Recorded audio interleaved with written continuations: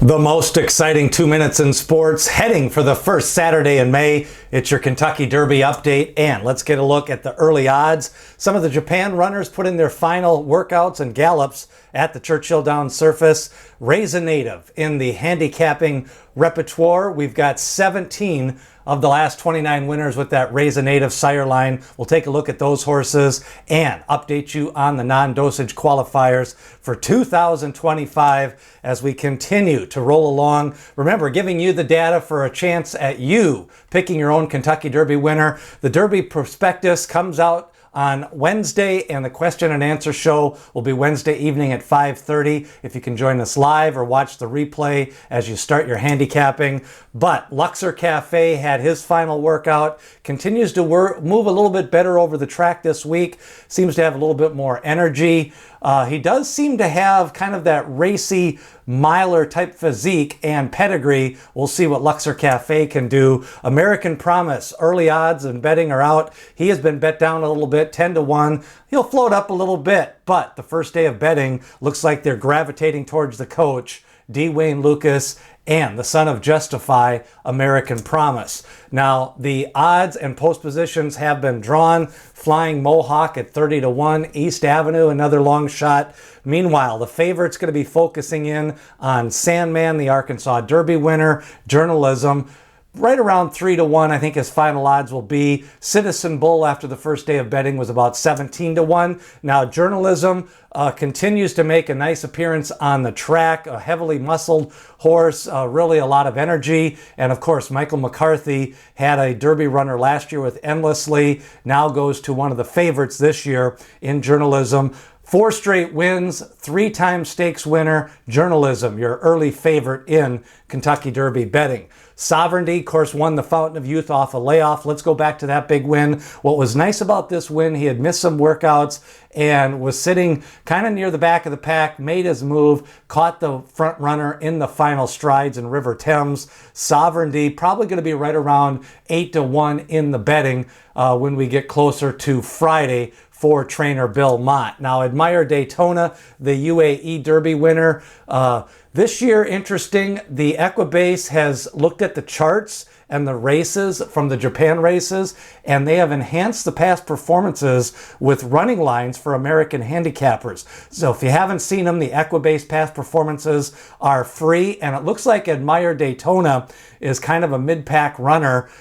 He went wire to wire in the UAE Derby with a slower pace. Then before that, he had lost to Luxor Cafe. He was sitting 8th, ended up being 4th, and then 3rd down to a victory by 4 lengths for Admire Daytona. But that is an interesting addition, and I think it's going to be a well-received addition for American handicappers. Now, they did the same thing with Luxor Cafe. 4 straight wins. He looks more like a sustained runner in the Kentucky Derby. He'll be sitting anywhere from 6th to 10th place. And of course, he's got the 4 straight wins. But after that maiden win, he's picked up a couple of stakes wins in the High and Sith and the last stakes race on March 29th. So he's coming in with a good rest pattern. He did arrive a little bit later than Admire Daytona to Kentucky, but Luxor Cafe, 17-1 in the early betting, 4 for 6 lifetime, and coming in off carrying 128 pounds, so he actually drops a couple of pounds in the Kentucky Derby. Now, Mighty Neoquos galloped on Tuesday for Safi Joseph. Of course, he was in Florida. They weren't sure they were going to get into the race, so they waited till late last week to ship. So Neoquos is on the Churchill Downs training track. And Neoquos, of course, 3rd in the Florida Derby, Fountain of Youth he ran. And also last year, some big races against Rated by Merit, who was a very fast Florida bred. Pedigree, not the best probably for 1.25 miles, but I think he's a good horse. Second post position, I'm not sure. A lot of speed on the inside. If he doesn't break well, he could get trapped behind the 2 Bob Baffert runners and American Promise. Neoquo is going to be probably 25-30-1. Now, the non-dosage qualifiers, remember you want a number under 4 to be a dosage qualifier. Since 1970, we've had about a 75% strike rate on the dosage qualifiers. This year, the non-qualifiers over 4, Sovereignty, Publisher, Luxor Cafe, Neoquos, Burnham Square, and Citizen Bull. They have high dosages over 4. And the Rays of Native sire line, 17 of 29 Kentucky Derby winners have met the criteria of Rays of Native in the sire line. This year we've got Citizen Bull with the sire line, Rodriguez, Journalism, Burnham Square, and Grande. And then Publisher, Sandman, Chunk of Gold, Owen Almighty, and Baeza. So this splits the field. You get 10 of them with the Rays of Native sire line. With you match those up with the double qualifiers, there's a few of them like Sovereignty and Journalism. But Sandman, a Rays of Native qualifier, but not a double qualifier on the final fractions. We'll see if that holds up this year. Of course, American Promise did defeat Publisher in an Oaklawn Park maiden special weight race. Now, Publisher comes in still a maiden, but American Promise has faced some good horses. I think that's why some people are maybe gravitating towards him. That was a big win for American Promise. And the Churchill Downs experience, this is always a powerful factor. Of course, Rich Strike had won at Churchill Downs. He was 80-1. Now this year, these are the runners that have ran at Churchill Downs on the dirt. You've got American Promise. He ran a couple of nice maiden races at Churchill Downs. Burnham Square ran a strong finishing race at Churchill Downs before breaking his maiden at Gulfstream Park. Publisher ran in the Churchill Downs dirt, so did Tistastic. Sandman ran in a stakes race, Owen Almighty, and then Sovereignty, a winner of the Street Sense Stakes and Render Judgment. So if you're looking for horses that have some Churchill Downs experience, those are the runners that fit that criteria this year. Now the handicapping schedule continues. Thursday at 5:30, May the 1st, we're going to have our handicapping show.